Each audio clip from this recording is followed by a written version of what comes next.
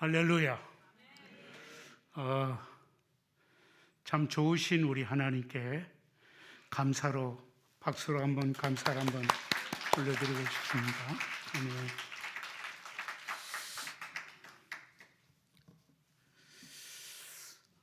아멘. 방금 소개를 받았습니다. 우리 주빌리라는 이름으로 나라를 사랑하고 또 교회를 회복하고 우리 민족의 소원인 남북 통일을 위해서 기도하는 우리 주빌리 정말 감사합니다. 오늘이 902회 차라는데 저는 오늘 이렇게 거룩한 부담감을 많이 주시는데 저는 그냥 편안한 마음으로 올라왔는데 좀 부담이 됩니다. 이런 귀한 자리에 불러주신 것 너무너무 감사드립니다. 제가 주빌리에 대해서는 아는 지가 얼마 되지 않은 것 같습니다.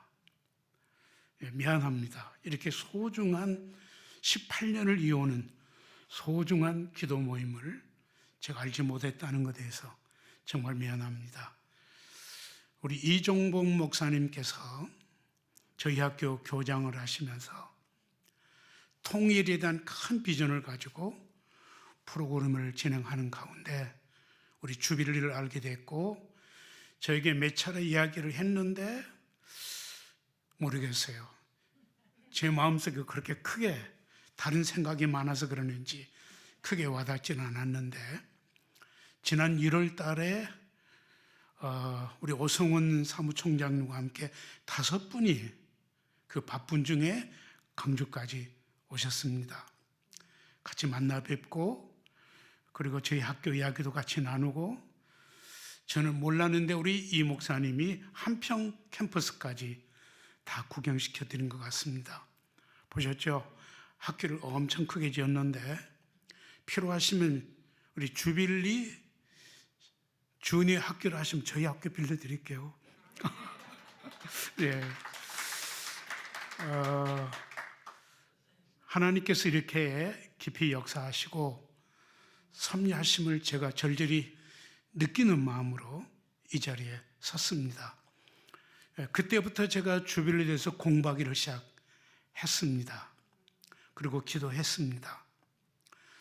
지난 4월 25일 국민일보에 아주 간략하게 우리 주빌리가 902회째를 맞이했고 18년 동안 명절도 연휴에도 쉬지 않고 지난 코로나에도 쉬지 않고 기도를 이어오심으로 말미암아 902회째를 맞이했다는 것, 이거는 감동적인 사건을 보면 충격적인 일인데 한 기도 프로그램이 18년을 쉬지 않고 이어온다는 것은 쉬운 일이 아닌데 그동안 이 일을 주도해 주시는 우리 섬기신 분들에게 저는 평생을 교회를 섬기고 누구 못지않도록 나라를 사랑하는 마음을 가지면서 기도했다고 싶은데 우리 주빌리에 대해서 진심으로 감사를 드리고 또 더 새로운 마음으로 감사를 드립니다.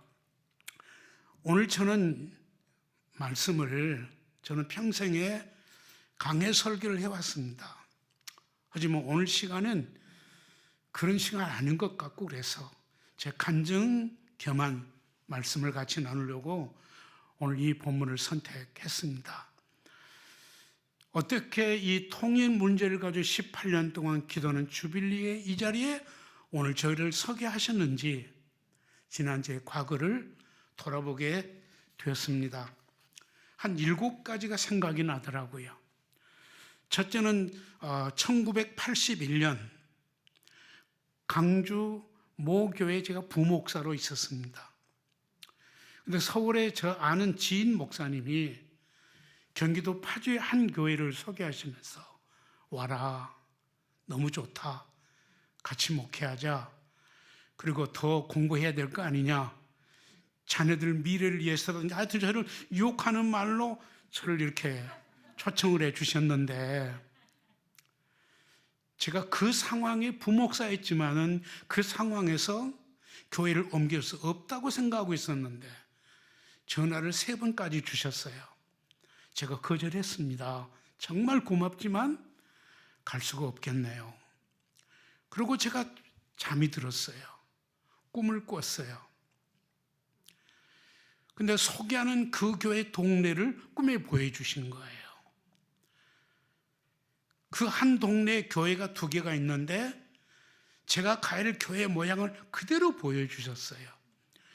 그리고 저를 묶더니, 띠로 묶더니 2줄로 성도들이 서가지고 저를 끌고 가는 거예요. 제가 이 꿈을 시간이 얼마나 걸렸겠습니까? 2, 3분도 안 걸렸을 것 같아요. 꿈을 딱 깬 다음에 정신이 바짝 났습니다. 그리고 바로 전화를 드렸습니다. 가야 될까 보다고. 그랬더니 그 교회 장로님 권사님들이 저를 선보러 강주까지 오신 거예요. 부목사이기 때문에 설교도 들어보지도 못하고 식당에서 만나서 이야기하고 서로 가기로 하고 또 저를 충병하기로 하고 그러고 갔어요. 한 번도 가보지 않는 교회를 제가 갔습니다. 꿈에 본 그대로 너무 그 불악이 똑같고요. 제가 섬길 교회를 보여주신데 지붕이며 벽돌 색깔이며 옆에 있는 사택이며 또 옆에 있는 돼지 운막까지 다 보여주셨는데 가서 보니까 너무 정확한 거예요. 제가 깜짝 놀라면서 하나님께서 저에게 이 교회에 생명을 다 바치라고 주셨는가 보다 생각하고 8년 동안 열심히 교회를 섬겼습니다.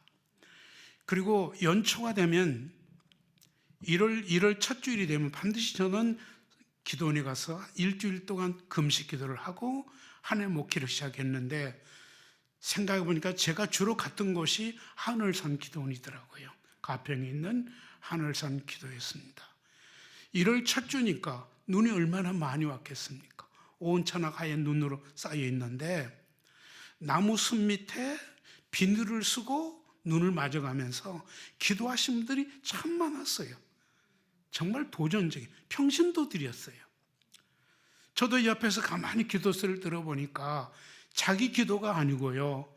섬기는 교회 위해서, 목회자 위해서, 나라 위해서, 통일을 위해서, 북녘 땅에서 얼마나 애절하게 기도하는지요.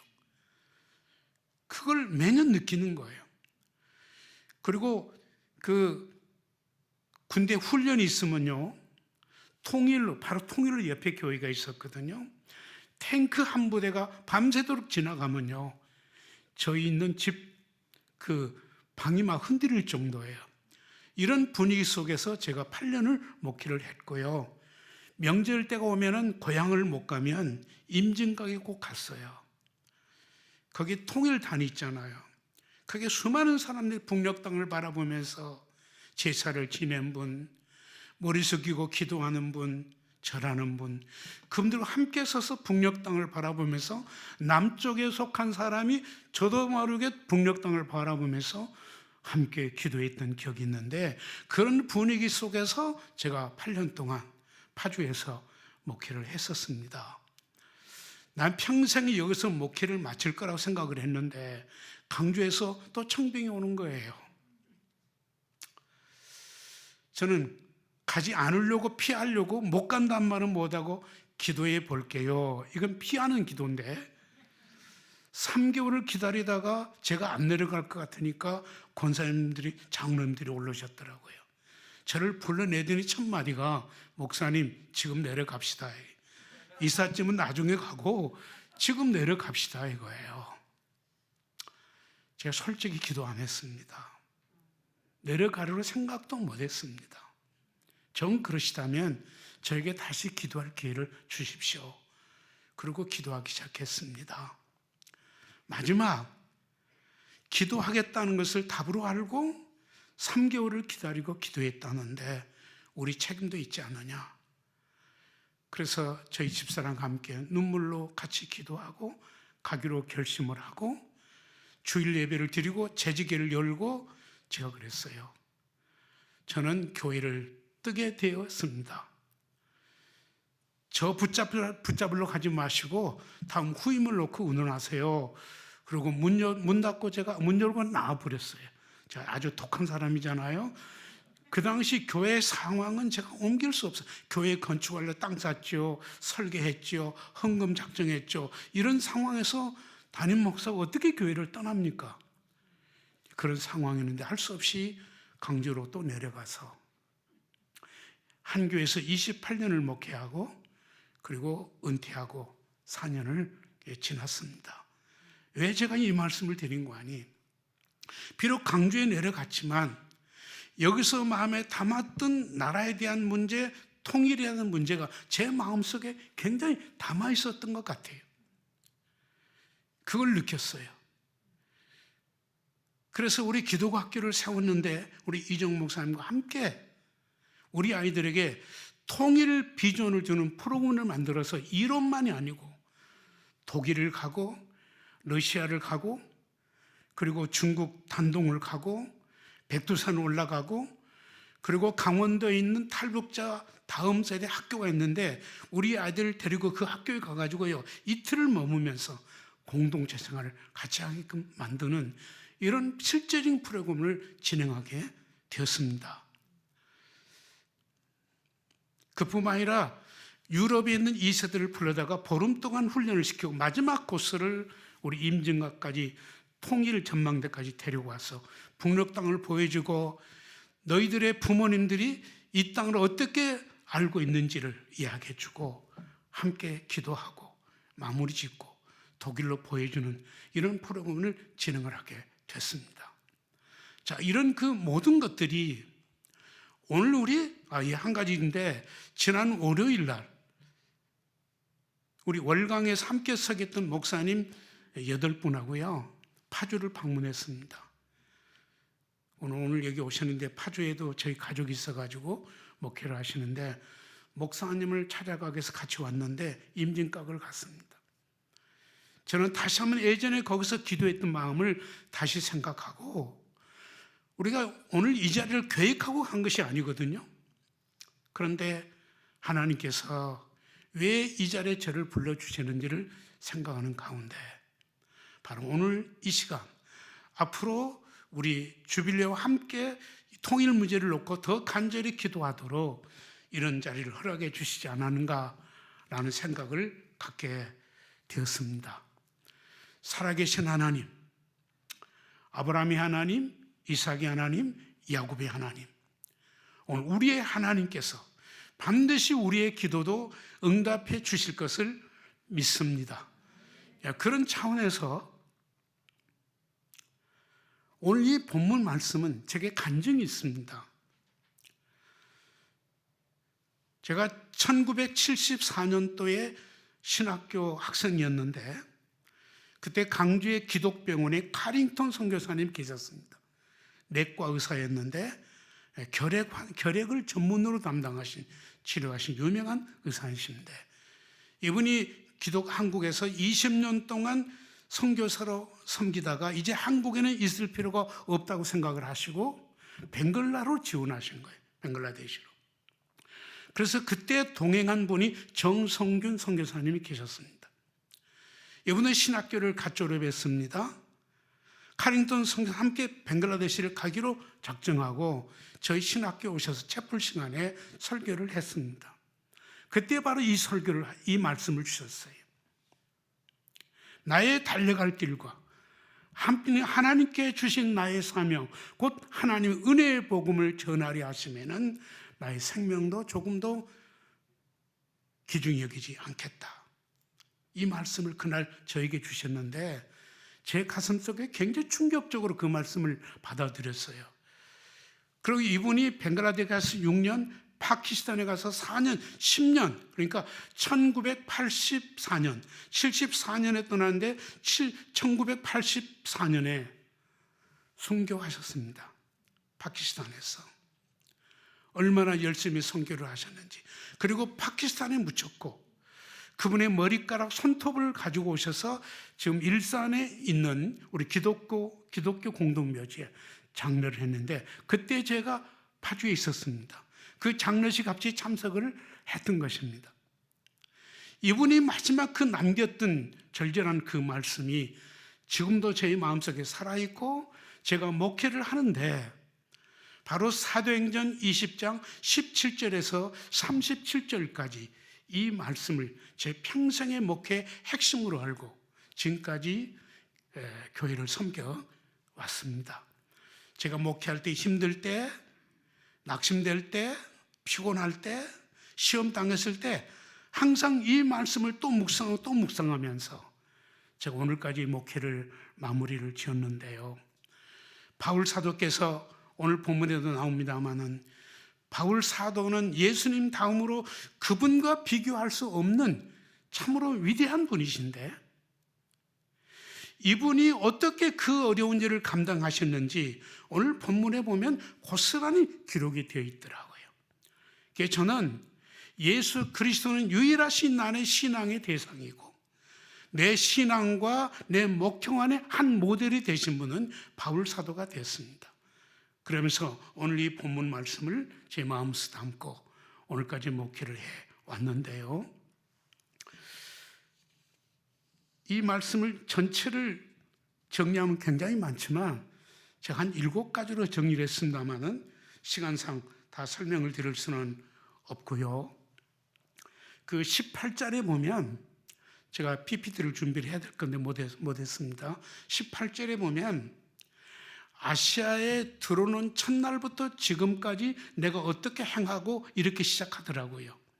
이 말은 무슨 말인가 하니 시종일관입니다. 바울 사도는 다메섹 도상에서 예수님을 만난 그날부터 로마에서 순교를 하실 때까지 변함이 없으신 분이세요. 여러분 성경에 보세요. 어디에 바울이 흔들림이 없고 그 부르심의 소명 앞에 순교할 때까지 시종일관 모든 사명을 다 감당했음을 믿습니다. 저도 이 마음을 가지고 목회를 시작한 초심을 잃어버리지 않게 해서 지금까지도 노력하고 있습니다만은 최선을 다하는 그런 모델로 삼게 되었고 우리 주빌리가 18년 동안 하루같이 변함없이 시종일관 기도를 해왔다는 것은 대단한 것이고 이 자체만도 하나님의 큰 은혜라고 믿습니다. 두 번째는 18절에 보면 어떻게 행하였는지 여러분들이 알고 이렇게 되어 있어요. 이것은 바울 사도는 설교하고 가르칠 뿐만 아니라 그의 삶 자체가 성도들에게 본을 보여주시는 아주 투명한 삶을 사셨다는 것입니다. 투명한 삶. 더불어 함께 산 저는 이 말씀 속에서 제 마음속의 지표로 삼는 것은 성도들 앞에 내 모든 삶을 다 드러내 보이는 투명한 윈도우 같은 그런 삶을 살아야 되겠다 이런 마음을 가지고 오늘까지 살아왔는데 그래서 아마 목회를 마칠 때까지 별 큰 어려움 없이 지금까지 오지 않았는가라는 생각을 해봅니다. 여러분은 아시잖아요. 우리나라 정치, 경제, 사회 모든 부분에 지금 대한민국이 시종일관하지 못하고 교회들도 그렇고 그리고 투명하지 못한 것, 이중성이죠. 투명하지 못한 것에 대한 많은 문제점이 드러나고 있는 것인데 오늘 우리 주비례라고 하는 이 기도 모임은 주님 오실 때까지 뭐 감출 것도 없겠지만 순수한 그 모습, 초심의 마음, 일관성, 연계성을 지키시고 갈 수 있는 우리 기도 모임이 될 수 있기를 주님의 이름으로 축복합니다. 그리고 19절에 보면 또 하나 있습니다. 겸손이라고 하는 단어입니다. 바울 사도는 다혈질적인 기질을 가졌습니다. 성격이 굉장히 과격하신 분이십니다. 그런 분이 바울 사도가 겸손. 여러분 아시겠죠? 바울 서신 보면 바울이 자기 자신을 소개할 때 가장 많이 쓰는 말이 예수 그리스도의 종 나 바울은 자기 자신을 노예라고 표현을 합니다. 로마서 1장 14절에 보면 헬라인이나 유대인이나 지혜자나 어리석은 자에게 나는 복음의 빚진 자로다. 빚진 자의 정신으로 종의 정신으로 일생을 살아온 모습을 볼 수 있습니다. 그리고 19절에 또 하나 보면 눈물이며 하는 말씀이 나옵니다. 사도행전 9장 1절에 보면 바울은 눈에 살기가 등등하고 눈물을 모르는 사람인데, 오늘 또 31절에 보면 3년 동안 내 눈물로 너희들을 섬겼고 라는 말씀도 나오고, 또 그 밑에 37절에 보면 장로들을 끌어안고 통곡하며 울며 라는 말씀이 나오더라고요. 바울은 눈물의 사람이 되었습니다. 얼마나 눈물을 많이 흘렸으면 안질병을 가지고 평생을 살았다는 그런 기록이 있을 만큼 눈물의 사람이 됐겠습니까? 제 경험으로 볼 때 은혜 받고 성령 체험했을 때 제가 3년 동안 성경만 펴놓으면 눈물 흘려서 성경 이룰 수 없고, 밥상 앉아 기도하면 눈물이 쏟아져서 식사를 제대로 할 수 없는 경험을 한 적이 있습니다. 은혜 받으면 눈물의 사람이 된다는 거, 은혜가 소멸이 되면 점점 마음이 독해지고, 눈물이 있으면 성령의 열매가 보이고, 눈물이 메마르면 내 심령 속에 가시가 돋아나는 것을 경험했습니다. 내 마음속에 눈물이 메마르지 않도록 하나님 앞에 눈물이 메마를 때는 긴장된 마음으로 하나님 앞에 기도하면서 사역을 감당하도록 노력을 했습니다. 19절에 보면 유대인의 관계를 참고 주를 섬기는 것과 참고 인내, 바울의 인내를 볼 수 있습니다. 제 경험으로 볼 때 저도 성질이 굉장히 급한 사람이거든요. 그런데 참으려고 각오를 하면 저희 집사람이 그래요. 무섭게 참는 사람이라고요. 믿음 아니고서는 견딜 수가 없지요. 바울은 유대인의 관계, 핍박, 그 도전 얼마나 많았습니까? 이걸 다 인내하고 참아냄으로 마지막 승리하신 분, 바울 사도. 할렐루야. 우리 예수님께서 마지막 십자가에서 다 이뤘다고 말씀하신 것은 무엇을 의미합니까? 끝까지 인내하셨다, 승리하셨다라는 말씀이 되겠습니다. 우리 주빌리도 여러 가지 어려움이 있을 거라고 생각을 합니다. 그렇지만 그 모든 어려움을 여러 사람이 여러 가지 말을 들을 수 있겠지만 이것을 끝까지 인내할 수 있는 우리가 될 수 있기를 주님의 이름으로 축복합니다. 마지막 하나만 더 소개를 드린다면 기도입니다. 36절에 보면 마지막 바울이 무릎을 꿇고 모든 사람과 함께 기도하니, 기도입니다.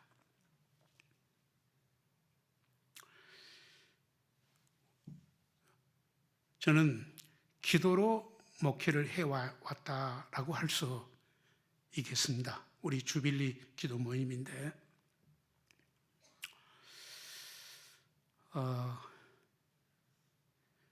참 고마운 것은 제가 금식 기도하면 저희 교인들도 똑같이 금식 기도해 주신 분들이 참 많았습니다. 제가 은퇴를 했지만은 지난 4월 달에 제가 중요한 4가지 기도 문제를 놓고 제가 3일 동안 금식 기도를 하나님께 드렸는데 참 감사한 것은 4가지 기도 중에 정확하게 기적같이 3가지를 응답해 주시고 1가지는 아직도 기도를 하고 있어요. 기도하면 하나님 응답하신다라는 거.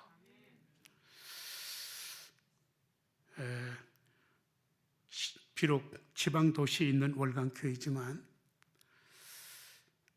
기적 같은 놀라운 사건들을 많이 경험했는데 이 모든 것을 기도로 이루어 주셨음을 경험했습니다.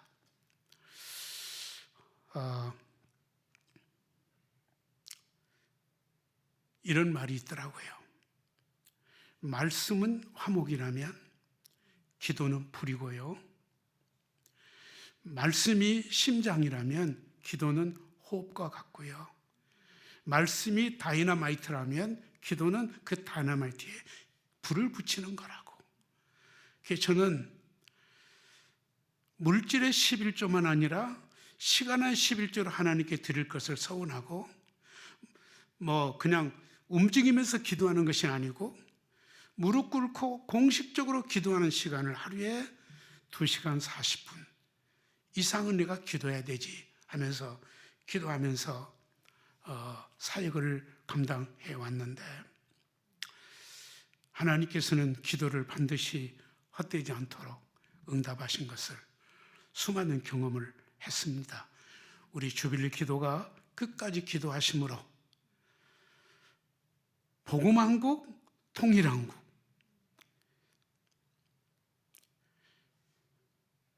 그리고 세계 선교하는 우리 선교하는 한국이 되도록 주빌리가 큰 영향력을 해 주실 것을 믿습니다.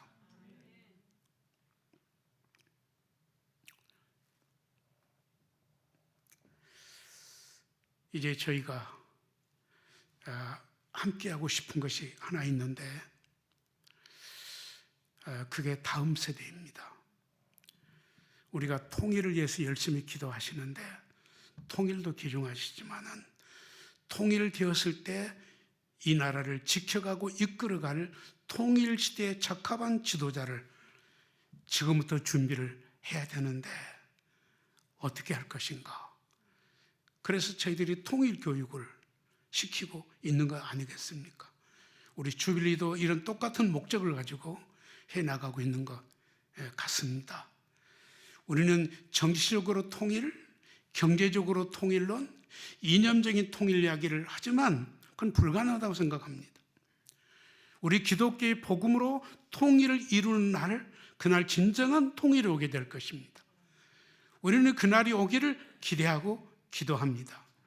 우리 한마음으로 기도하겠고, 저희들도 작은 불씨지만 주빌리가 가고 있는 그 사역에 함께 동참하도록 기회를 주신 것에 대해서 감사를 드리고 함께 갈 수 있기를 주님의 이름으로 축복합니다. 기도하겠습니다.